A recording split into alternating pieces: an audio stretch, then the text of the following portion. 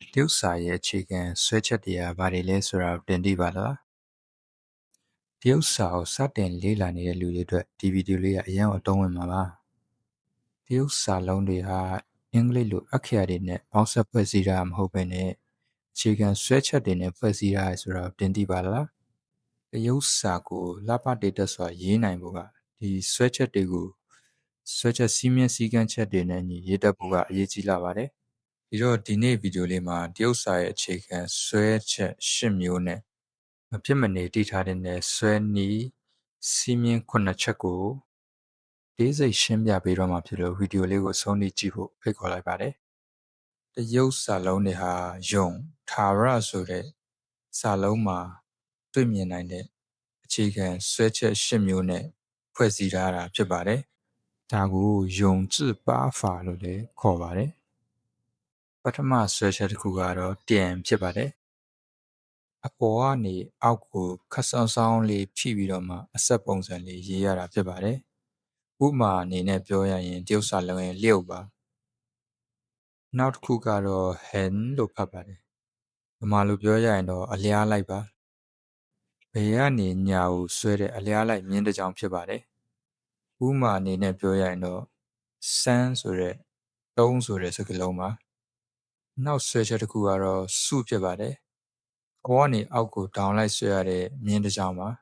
။ဥပမာအနေနဲ့ပြောရရင်1月35 6 7 8 9 10ဆိုတဲ့10ကဏ္ဍမှာ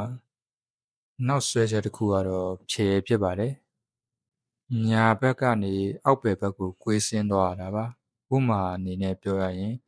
人ဆိုတဲ့လူဆိုတဲ့စာလုံးပါ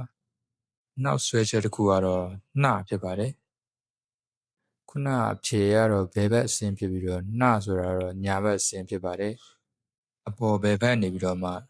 အောက်ညာဘက်ကိုကွေးဆင်းသွားတာဖြစ်ပါတယ်။ဥပမာစကားလုံးအနေနဲ့ပြောရရင်人ဆိုတဲ့လူလည်းပြောလို့ရလို့တဆိုတဲ့ကြီးမားတော့ဆိုတဲ့စကားလုံးလည်းဥပမာအနေနဲ့ပြောလို့ရပါတယ်။နောက်ဆွဲချက်တစ်ခုကတော့ထီပါထီဆိုတာတော့ဒီအထက်ကိုပင့်ခြင်းပေါ့နော်။အောက်ဘက်ကနေပြီးတော့မှအပေါ်ကိုပင့်တင်ပြီးဆွဲရတဲ့ဆွဲချက်ဖြစ်ပါတယ်။ဥပမာအနေနဲ့ပြောရရင်တာဆိုတဲ့ဒီရိုက်တီဆိုတဲ့စကားလုံးမှာသုံးထားတာကိုတွေ့ရပါတယ်။နောက်ဆွဲချက်တစ်ခုအနေနဲ့ကတော့ဇဲဆိုတဲ့ခောက်ချိုးခြင်းဖြစ်ပါတယ်။မြင်းတစ်ကြောင်းလေးကိုဒေါင့်ချိုးပြီးတော့မှဆွဲရတဲ့ဆွဲချက်ဖြစ်ပါတယ်။ဥပမာအနေနဲ့ပြောရရင်ခုံဆိုတဲ့ကျွန်တော်ဒီပါဇက်ဆိုတဲ့စာလုံးမှာနောက်ဆွဲချက်တစ်ခုအနေနဲ့ကတော့ကုန်းဆိုတဲ့ကြိတ်ပါကျွန်တော်ဒီခုနစုဆိုတဲ့ဒေါင်းလိုက်ဆွဲချက်ပြီးတော့မှအောက်မှာငါးမြန်းကြိတ်လေးလိုကြိတ်ကလေးတစ်ခုဆွဲရတာဖြစ်ပါတယ်။ဥပမာစကားလုံးအနေနဲ့ပြောရရင်တော့ရှောက်တိတ်ငယ်တော့ဒါမှမဟုတ်ဆွေဆိုတဲ့ရေစတွေမှာတုံးထားတာတွေ့ရပါတယ်။အခုပြောပြပေးတော့တရုတ်စာရေးတဲ့နေရာမှာအသုံးပြုရတဲ့အခြေခံဆွဲချက်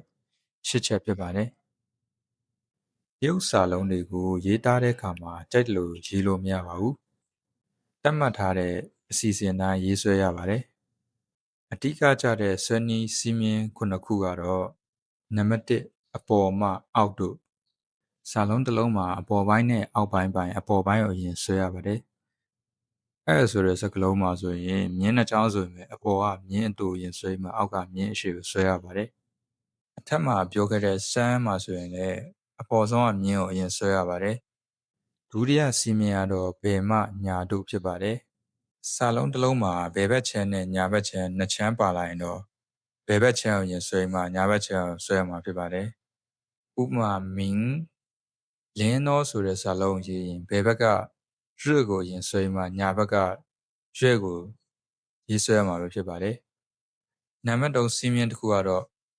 အလျားလိုက်မြင်ကိုရင်ဆွဲမှဒေါင်လိုက်မြင်ကိုဆွဲရမှာဖြစ်ပါတယ်။အလျားလိုက်မြင်နဲ့ဒေါင်လိုက်မြင်ဖြတ်တန်းသွားတဲ့စာလုံးတွေမှာအလျားလိုက်မြင်ကိုရင်ဆွဲမှ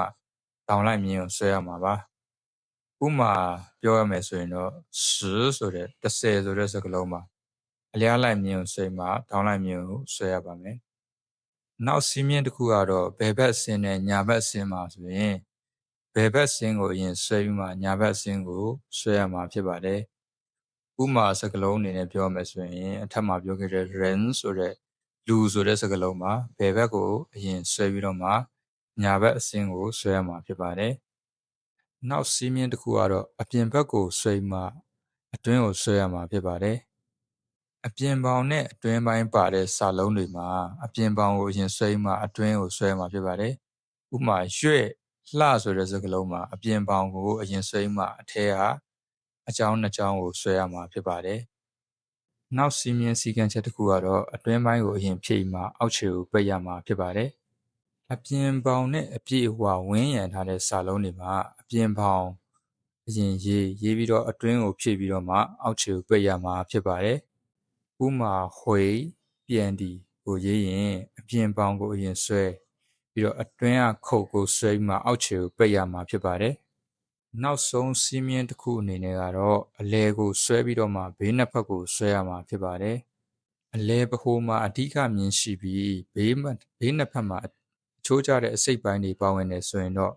အလဲပဟိုကမြင်ကိုအရင်ဆုံးဆွဲရမှာဖြစ်ပါတယ်။ဥမာရှောက်ဆိုတဲ့စကားလုံးကိုရေးရင်အလဲပဟိုမှာပါတဲ့